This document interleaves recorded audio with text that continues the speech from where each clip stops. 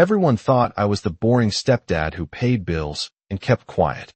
At my birthday party, they proved it. Divorce papers, her father's grin, her trainer boyfriend's smirk, her phone recording my humiliation. They wanted me broken. I signed the papers and left. Well, they didn't know. I've been moving assets, restructuring accounts, building an escape for 18 months. By sunrise, they had nothing. By sunset, I had everything. My name is Arthur Vance.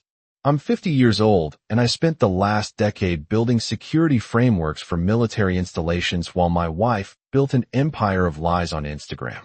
She called it being an influencer. I called it performing for applause from people who'd never actually help you move furniture.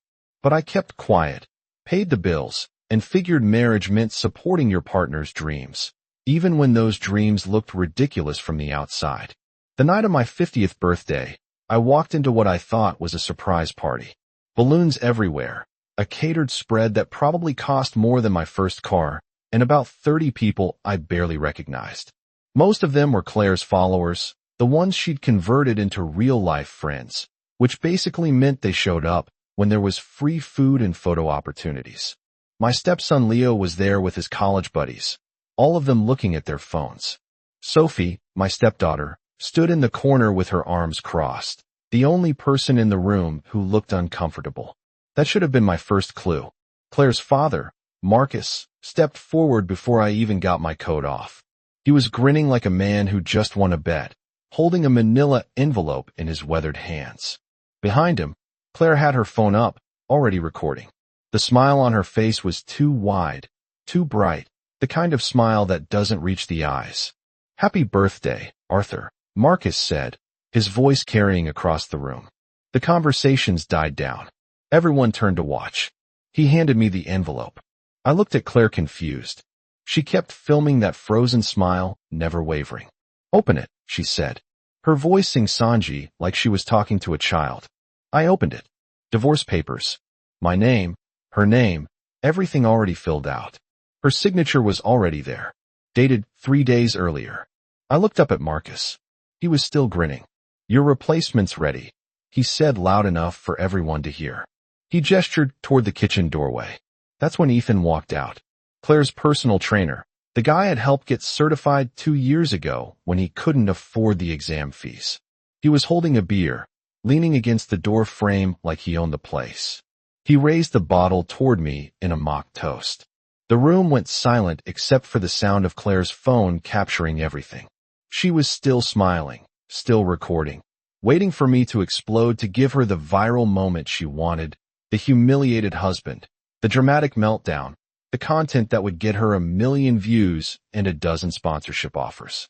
I pulled a pen from my jacket pocket, the same pen I used to sign off on multi-million-dollar defense contracts. I flipped through the papers, found the signature lines, and signed. No hesitation, no speech, just my name in blue ink. Marcus's grin faltered. Claire lowered her phone slightly, confused. I handed the papers back to Marcus, looked at Claire one last time, and then walked toward the door. Not through the living room where all her friends are gathered, but straight through the hallway, past the kitchen where Ethan stood looking suddenly less confident, and out the back door into the October night. Behind me, I heard Claire's voice. Higher now, uncertain. "Wait, that's it. Arthur, come back. We need to talk about this." I didn't turn around. I just kept walking because when someone hands you a grenade and calls a party favor, the smartest thing you can do is let them hold it when it goes off. I didn't go to a hotel. Hotels have paper trails, credit card receipts, locations that can be tracked. Instead, I drove 2 hours north to a hunting cabin that belonged to an old army buddy. He'd given me the key years ago, told me it was there if I ever needed to disappear for a while. At the time, I thought he was being dramatic. Turns out he knew something I didn't. The cabin was basic with stove, cot, propane lamp, no internet, no cell service unless you climbed the hill behind the property. Perfect. I sat there that first night wood burning in the stove and started making calls. Not to Claire, not to explain or argue or beg. Those chapters were closed the moment I signed those papers. First call was to my bank. The joint accounts we'd maintained for 10 years got frozen within the hour. Not emptied, frozen. I learned a long time ago that the best defense was an offense. It was making your opponent think they still had access to something they didn't. Claire could see the balances on her app, could see the money sitting there, but the moment she tried to transfer or withdraw, the system would flag it for verification. Verification that required both signatures. Signatures she'd never get.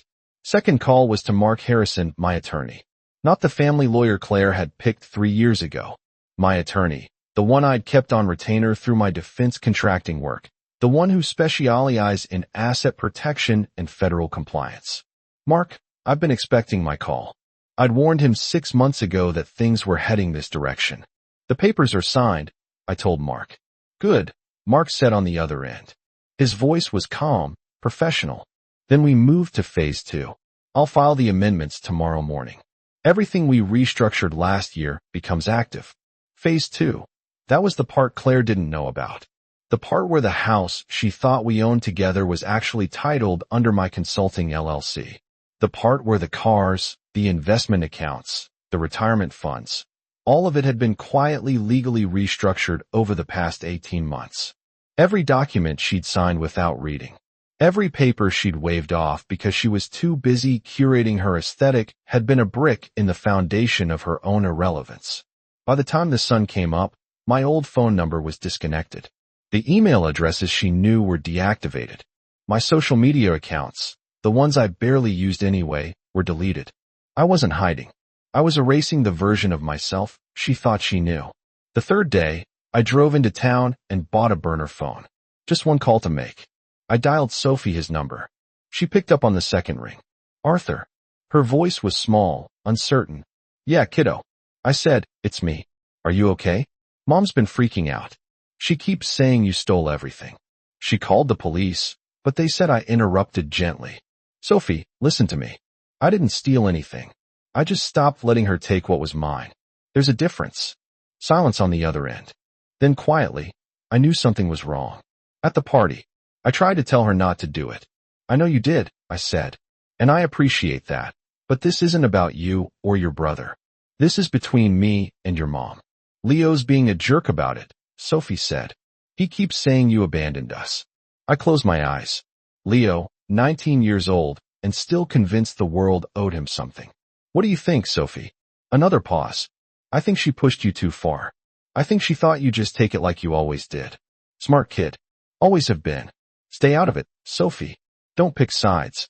Just take care of yourself. Will I see you again? She asked. Yeah, I said when the dust settles. I promise. I ended the call and crushed the SIM card under my boot. Then I climbed back into my truck and headed west toward the next phase of a plan I'd been building for longer than Claire ever realized. Claire's Instagram story appeared 3 hours after I left. I watched it from Mark's office while we reviewed legal filings. She sat on our couch, perfectly lit, makeup flawless despite the manufactured tears. I don't usually get this personal, Claire said, her voice breaking on cue.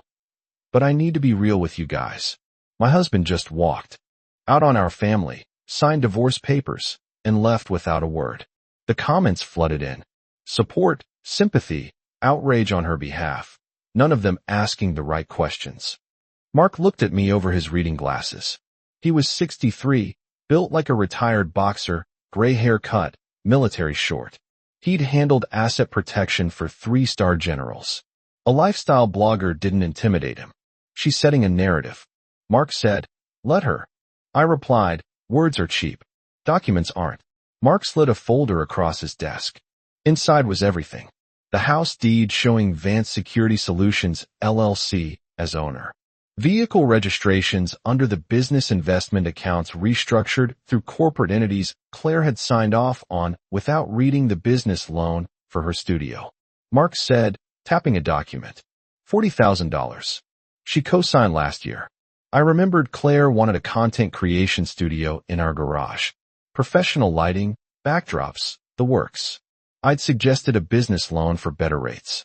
She'd signed without reading, secured against future earnings from her social media accounts. Mark continued. Since you're divorcing and the business was marital property, the debt transfers to her. No guilt, no satisfaction, Just cold logic from a man who'd been planning while she'd been posting. Her father's going to be a problem, I said. Mark smiled without warmth. Marcus's credit cards are linked to a vendor account through your consulting network. We closed it this morning. He'll have an interesting conversation with Visa in 48 hours. I raised an eyebrow. I don't remember that. You helped him consolidate debt 3 years ago, Mark said. Made yourself an authorized user for estate planning. When you removed yourself yesterday, his accounts flagged for review. Marcus, the man who'd handed me divorce papers with a grin. The man who told me I was nothing without his daughter. About to discover what nothing actually looked like. My burner phone bust. Unknown number. This is Leo. You need to come back and fix this. You're being selfish. I show Mark. He shook his head. 19 years old, Mark said. Old enough to know better. I typed back. Your mother made her choice. I'm a mine. Leo's response. She said, you're having a midlife crisis. That you can't handle her success. I deleted the thread. Leo had been 18 when I married Claire. Already half raised. I tried. Paid for college. Helped with internships. Taught him basic life skills. He tolerated me at best. Sophie was different. Sophie had been 8, young enough to need a father. I'd coach her soccer, help with homework, been there. Sophie saw through her mother's act. Leo lived in it. The wedding, Mark said, pulling another file. Leo's wedding. 3 weeks ago, I'd written a $38,000 check for venue catering photographer. Claire insisted it was our responsibility as parents. Check drawn from the business account, Mark said.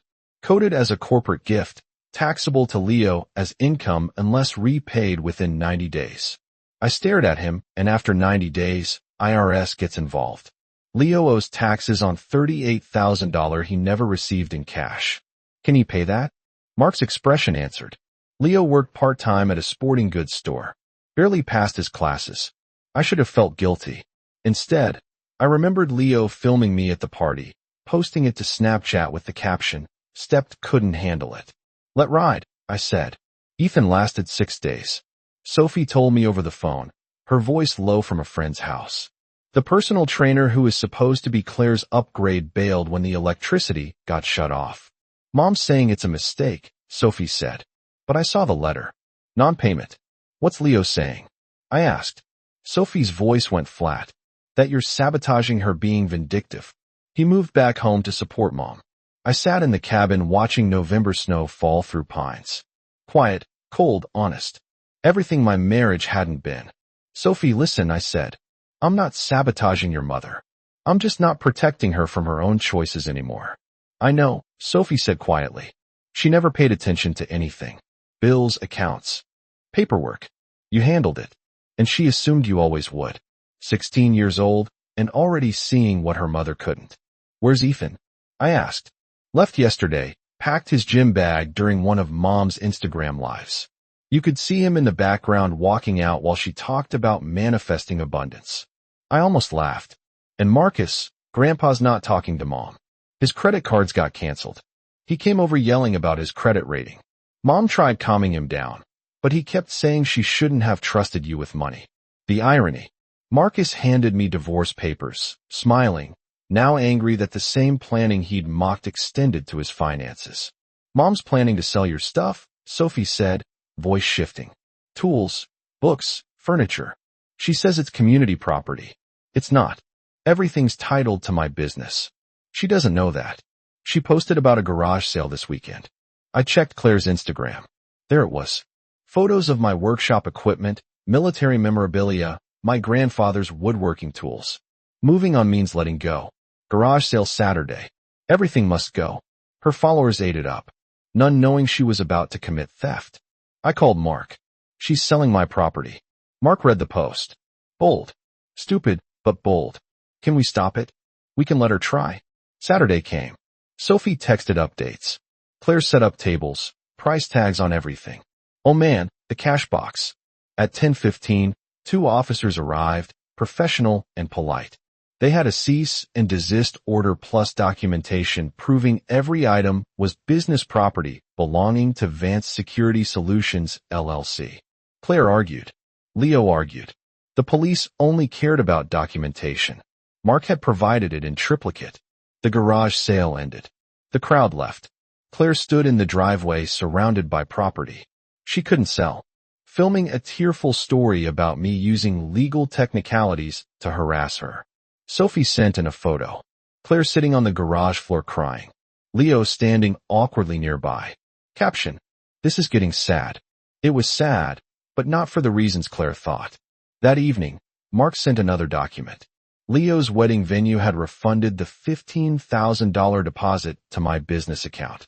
They called to confirm details. Couldn't reach me. Try Claire.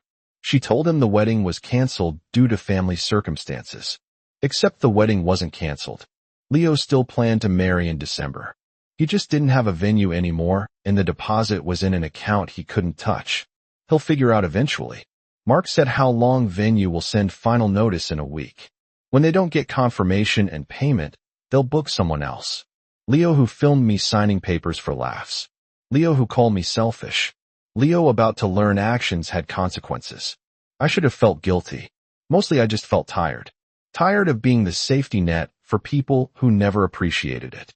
3 weeks after I walked out, I got a call from an old contact at the Defense Logistics Agency, Colonel Eva Rostova. We'd worked together on a supply chain project 5 years back. Classified stuff I couldn't talk about even now. She was direct, no nonsense. The kind of officer who didn't waste words. "Arthur," she said when I picked up. "I heard you're available." "Word travels fast," I replied. "In our world, it does, especially when someone with your clearance level suddenly goes private. You interested in contract work?" I was sitting in a diner in Montana, halfway through a stack of pancakes that actually tasted like food. The cabin had been good for disappearing, but I needed to move forward, not just hide.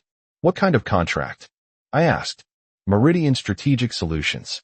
They're building out a new division, Federal Logistics Coordination, Department of Defense, Homeland Security, some alphabet agencies I can't name over the phone. They need someone who understands both military procurement and private sector efficiency." Your name came up. I knew Meridian. Big player in the defense contractor space. Billion-dollar contracts. Serious people doing serious work, not the kind of company that hired. Based on favors. If they wanted me, it was because I could deliver. What's the position? Director of Operations. You'd be overseeing logistics frameworks for critical infrastructure projects. It's a step up from consulting. Real authority, real budget, real impact. Interested? I thought about Claire. Probably still posting stories about her journey of self-discovery while the bills piled up. Thought about Leo scrambling to find a new wedding venue. Thought about Marcus dealing with credit card companies and blaming everyone but himself. When do they want to meet? I asked. Yesterday, Eva said, but I can arrange next Tuesday if he can get to DC. I'll be there. The interview was 4 hours long. 3 executives, 2 HR reps, 1 security clearance verification specialist. They asked about my military background, my consulting work, my approach to crisis management. They didn't ask about my personal life, and I didn't volunteer.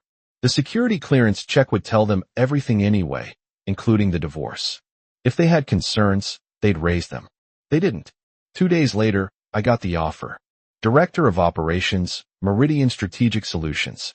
Base salary that made my consulting rate look like pocket change, plus performance bonuses, stock options, and benefits that would make a senator jealous. I accepted. By the time I signed the paperwork and started the onboarding process, it was mid-December.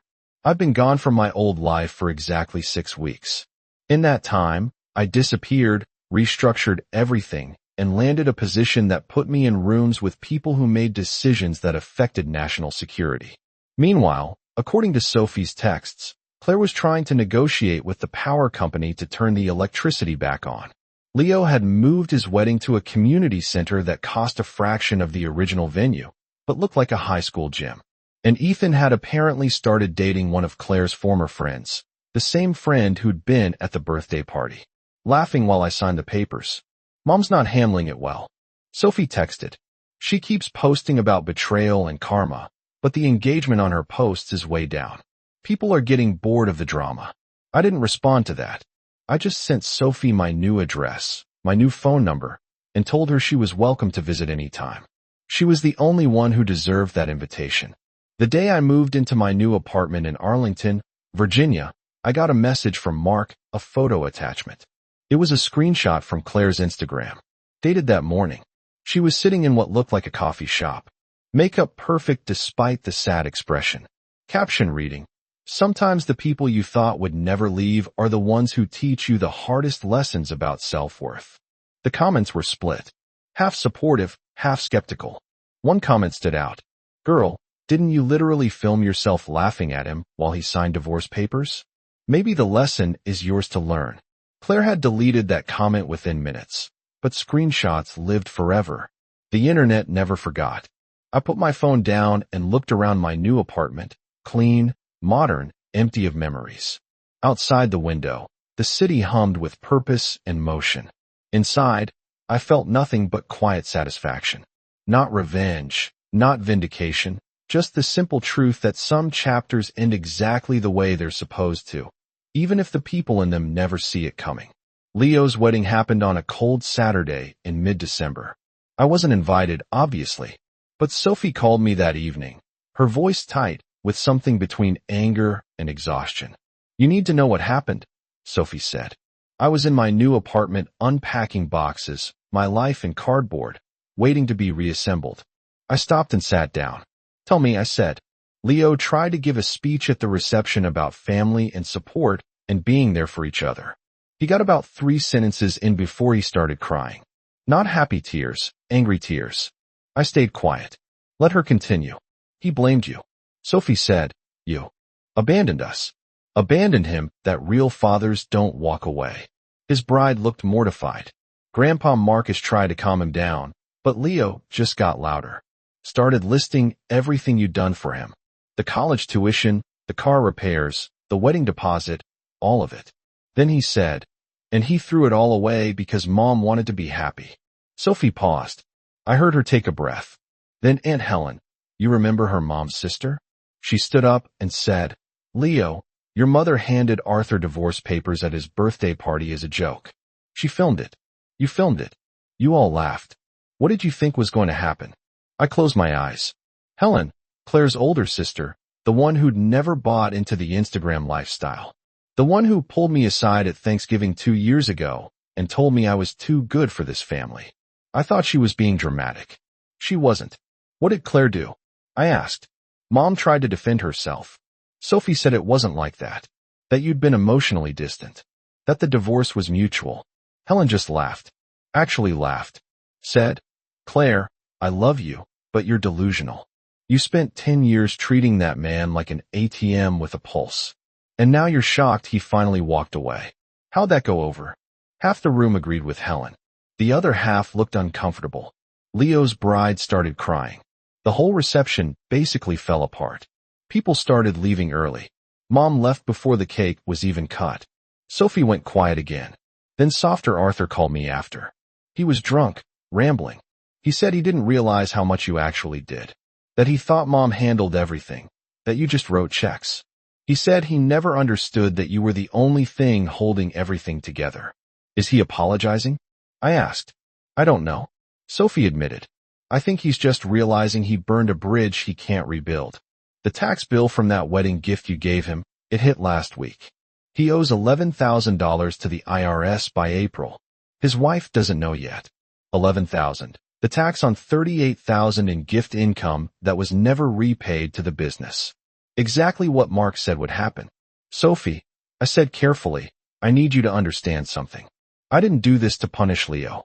I did this because I was tired of being used. The tax bill, the lost deposit, all of it. Those are consequences of choices Leo made. He chose to mock me. He chose to take without appreciation. He chose his mother's narrative over reality." "I know," Sophie said. "I'm not asking you to fix it. I'm just telling you what's happening because you deserve to know that people are finally seeing the truth." After we ended the call, I sat in the darkness of my new apartment and thought about Leo. 19 years old, married, facing a tax bill he couldn't pay because he'd never bothered to read the paperwork or ask questions. He'd assumed, like his mother, that I'd always be there to catch him.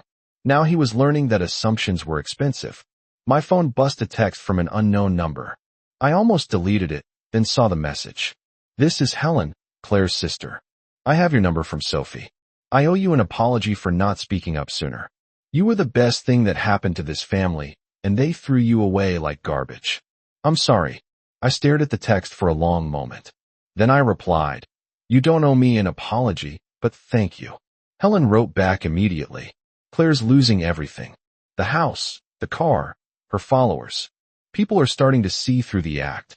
She's talking about moving in with Marcus, but he won't let her. Says she made her bed. Thought you should know karma is working overtime. I didn't respond to that. Karma wasn't the right word. Consequences was more accurate. Claire had spent years building a life on a foundation of my work, my money, my tolerance. When I removed the foundation, the structure fell. That wasn't karma. That was architecture. But I didn't need to explain that to Helen. I just thanked her and turned my phone off. Tomorrow, I started my first full week at Meridian. There were procurement frameworks to build, logistics chains to optimize, real work that mattered. The past could keep sorting itself out. I had a future to build. The letter arrived at Claire's house in January. Sophie sent me a photo of it. Her text message brief. You need to see this. It was from a debt collection agency. The $40,000 business loan for Claire's content studio, the one she'd co-signed without reading the terms, had gone into default after 3 mispayments. The agency was demanding full repayment within 30 days where they begin legal proceedings. Mom's freaking out. Sophie texted. She keeps saying there must be a mistake. That the loan was supposed to be joint. That you should be paying half. I was in my office at Meridian reviewing logistics protocols for a Department of Defense contract. Professional, focused, the kind of work that required precision and clear thinking. I put my phone down and got back to it. That evening, Mark called. Claire's attorney reached out. Some kid fresh out of law school, probably working for free or next to nothing. He's claiming the loan documentation is fraudulent. That Claire didn't understand what she was signing. She signed it in front of a notary. I said with witnesses after I explained exactly what it was. I know, Mark said. I told him that. I also told him we have video footage from the bank showing her signing the documents and audio recording of you explaining the terms. He went quiet after that video footage. I've forgotten about that. Most banks recorded their loan signing sessions for liability purposes.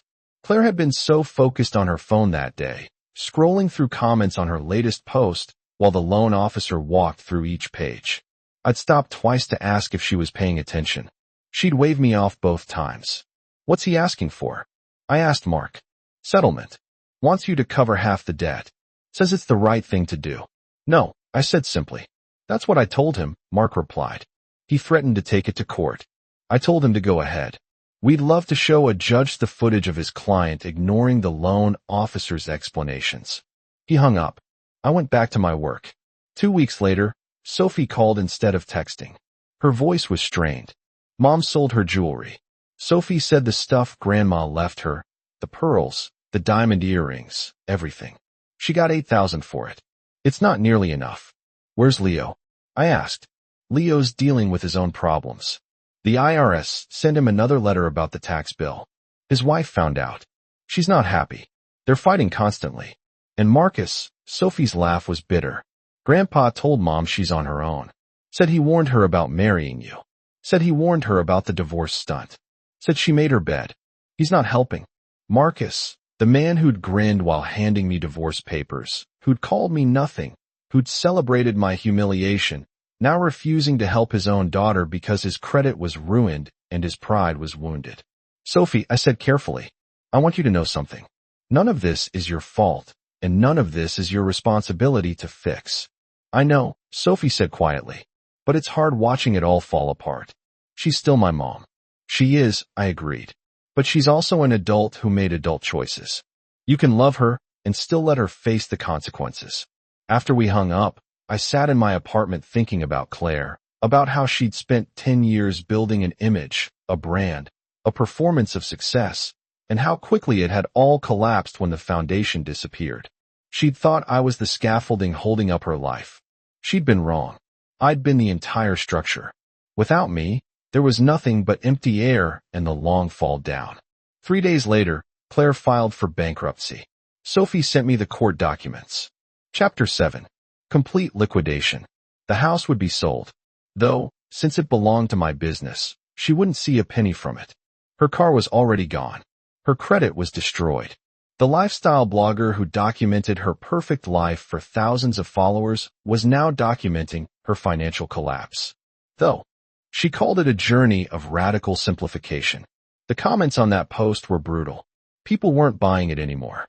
They could smell the desperation, the performance, the lies wrapped in spiritual language. Her follower count dropped another 2,000 in a week. I felt nothing reading those documents. No triumph, no sadness, nothing. Just a quiet certainty that Claire had finally run out of other people's money to spend. Leo called me in late January. I almost didn't answer, but curiosity got the better of me. "Arthur," Leo said when I picked up.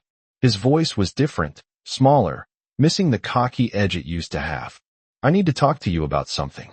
"Go ahead," I said. "The tax bill from the wedding money. I can't pay it. My wife and we've been trying, but it's $11,000 and we just don't have it. The IRS is threatening to garnish my wages." I waited, didn't feel the silence. "I know I messed up," Leo continued. "At your birthday party, at my wedding, all of it. I was a jerk. I didn't appreciate what you did for us. I just thought it was normal that stepdads just paid for stuff. I didn't realize you were choosing to do it, and now you're calling because you need money." I said, "No," Leo said quickly.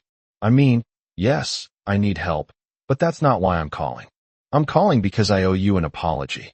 A real one. What we did to you at that party was cruel. Mom thought it would be funny that you just sign, and we'd all laugh, and everything would go back to normal. She didn't think you'd actually leave. She didn't think I had the spine to leave." I corrected. Leo was quiet for a moment. "Yeah, that's more accurate. She thought you were trapped. That you needed us more than we needed you. She was wrong." "Yeah," Leo said she was. "And I'm sorry for filming it, for posting it, for laughing. I'm sorry." I looked out my window at the Virginia skyline. Clear day, cold, honest, Leo.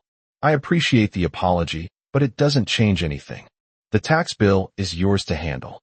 The consequences are yours to live with." "I know," Leo said. "I'm not asking you to fix it. I just wanted you to know that I get it now. Why you left. Why you did what you did. You weren't being vindictive. You were just done being used." "That's right," I said. "Can I ask you something?" Leo's voice shifted. "Did you ever actually care about us? About me and Sophie? Or were we just part of the package deal with Mom?" I thought about that question, about soccer practices and homework help and teaching him a drive. About late-night talks and college application essays and the day he got his first real job. About all the moments Claire had been too busy filming to notice. I cared. I said, but caring doesn't mean letting someone use you. And it doesn't mean you owe someone your entire life just because you helped them grow up. Made a sound that might have been a sob. I ruined it, didn't I? Any chance we had of staying in touch? I ruined it. You made choices, I said. Actions have consequences. You're learning that now. Is there any way to fix it? Leo asked. Between you and me? I don't know. Maybe with time, but the tax bill, that's on you. Figure it out. I hung up before he could respond. Not out of anger, but out of finality. Leo needed to learn that apologies didn't erase consequences. That regret didn't mean rescue. He'd spent 19 years watching his mother manipulate people with emotions and assumed it would work for him, too. It wouldn't. Not with me. Not anymore. That night, Sophie called. "Leo told me he talked to you." "He did." I said he's been crying for an hour. Sophie said his wife is talking about leaving if they can't fix their finances. He's falling apart. "Sophie, I need you to hear me clearly." I said, "Leo's problems are not your problems. They're not mine either. He made choices. He laughed at me. He mocked me. He took everything I gave and never once showed gratitude. Now he's facing consequences. That's not cruel. That's life." Sophie was quiet then. "I know. I just wish it didn't have to be this hard. It wouldn't be this hard if people had been honest from the start," I said. But they weren't. So here we are. After I hung up, I sat in the quiet of my apartment and thought about family. About how it's supposed to be built on trust and respect and mutual support. About how Claire had built hers on performance and manipulation and assumed compliance. About how that structure was now collapsing under its own weight. taking down everyone who bought into the act. I'd gotten out before the collapse. Sophie was getting out, too, planning her escape to college. Leo and Nash were still inside, scrambling in the wreckage, finally understanding that the man they dismissed had been the only thing holding it all together. But that wasn't my problem anymore. I had a life to build, and I was building it on solid ground this time, with no performances, no lies, no foundations made of someone else's patience. Spring came to Virginia with a kind of gentle warmth that made you forget winter ever existed. I've been at Meridian for 4 months, and the work was everything Eva Rostova had promised. Real authority, real impact, the kind of projects that made a difference beyond quarterly earnings reports. Colonel Rostova stopped by my office one afternoon in March. She didn't knock, just walked in with 2 cups of coffee and set one on my desk. "Good work on the infrastructure project," she said, settling into the chair across from me. "Du is impressed. They want you to leave the next phase." "Appreciate it," I said. Eva studied me for a moment. "You're different than you were when we worked together before. Sharper, more focused. What changed?" I thought about how to answer that. "I stopped carrying dead weight." She nodded slowly. "The divorce you knew. Background check flagged it. I looked into it. Your ex-wife was quite vocal on social media about her version of events." Eva's expression didn't change. Then I read the actual legal documents. "Very different story. Usually is." I said. "For what it's worth," Eva said. "You made the right call. I've seen too many good people destroy their careers, trying to save relationships that were already dead. You cut it clean and moved on. That takes strength." After she left, I sat at my desk thinking about strength, about how people confuse it with loudness, with aggression, with making scenes. Real strength was quieter. It was signing papers without a word, walking away without looking back, building something new without needing validation from people who never valued you in the first place. That evening, Sophie called. She was excited, voice bright in a way I hadn't heard in months. "I got into Virginia Tech," she said. "Early admission, full academic scholarship. I'm leaving in August." "That's incredible, Sophie. I'm proud of you, Arthur." "I was wondering." Sophie's voice shifted, became tentative. "Would you come to my high school graduation? I know it's a lot to ask with everything that happened, but you're the only father figure I've ever really had, and I'd like you to be there." Something tight in my chest loosened. "Of course, I'll be there. Just send me the details." Sophie made a sound that might have been a sob. "Thank you. Mom's going to hate it, but I don't care anymore. She made her choices. I'm making mine." "That's exactly right," I said. After we hung up, I looked around my apartment. Clean, organized mine. No performances, no cameras, no one documenting every moment for strangers. Just a life being lived instead of performed. It wasn't perfect, but it was honest. And honest was something I hadn't had in a very long time. The divorce was behind me. The career was ahead of me. And somewhere in between, Sophie was building her own future, learning from her mother's mistakes instead of repeating them. That was enough. More than enough. Sophie's graduation was on a perfect May afternoon. Clear skies, light breeze, the kind of day that felt like a promise. I sat in the back row of the outdoor amphitheater, away from the crowd. I wasn't trying to hide, just giving him a space to have her moment without the drama my presence would create. Claire was in the 3rd row, surrounded by people I didn't recognize. Her parents weren't there. Marcus had suffered a mild heart attack in April. According to Sophie, the stress of his financial situation, the doctors said he was recovering but wasn't up for events yet. Leo sat next to Claire, his wife noticeably absent. The marriage hadn't survived the tax bill and the blame that came with it. I watched him across the stage, accept her diploma, wave to the crowd, valedictorian, full scholarship, a future she'd earned through her own work, not through performance or manipulation or borrowed success. After the ceremony, Sophie found me in the parking lot. She was still in her cap and gown, diploma in hand, smiled genuine and unfiltered. "You came," she said. "I promised," I replied. She hugged me tight. "Thank you for everything. For being there when I needed someone real. You did the hard part yourself." I said, "I just didn't get in your way." Sophie pulled back, eyes bright. "Mom saw you. She wanted to come over, but I told her not to. This is my day, not hers." Good for you, I said. Leo's a mess, Sophie continued. His wife left him last month. Filed for divorce. The tax bill broke them. He's moving back in with Mom. Except Mom doesn't have a place anymore. She's staying with that friend. Chloe, the one from the birthday party. The one who laughed. I felt nothing hearing that. Just noted it as information. Filed it away as someone else's problem. I need to get back, Sophie said. There's a lunch thing. But I wanted to say thank you and to tell you that I'm not making her mistakes. I'm going to build my own life the right way with honesty. You already are, I said. I watched her walk back toward the crowd, toward whatever came next. Then I got in my truck and drove away from that town, that life, those people who never valued what they had until it was gone. 3 months later, I met someone. Her name was Olivia. She was a project manager at a defense contractor. Sharp and competent and honest. We met at a conference, started talking about logistics frameworks, ended up talking until the hotel bar closed. She didn't ask about my past until our 3rd date. And when I told her the simple version, she just nodded and said, "Sounds like you got out at the right time." No drama, no performance, just 2 adults building something real on a foundation of mutual respect. Sophie came to visit that fall, right before her first semester started. She met Olivia approved immediately. "She's real," Sophie said after dinner. "Not like Mom." "Real?" "Yeah," I said she is. A year after I walked out of that birthday party, I stood in my office at Meridian looking at accommodation from the Secretary of Defense. Recognition for outstanding work on critical infrastructure projects.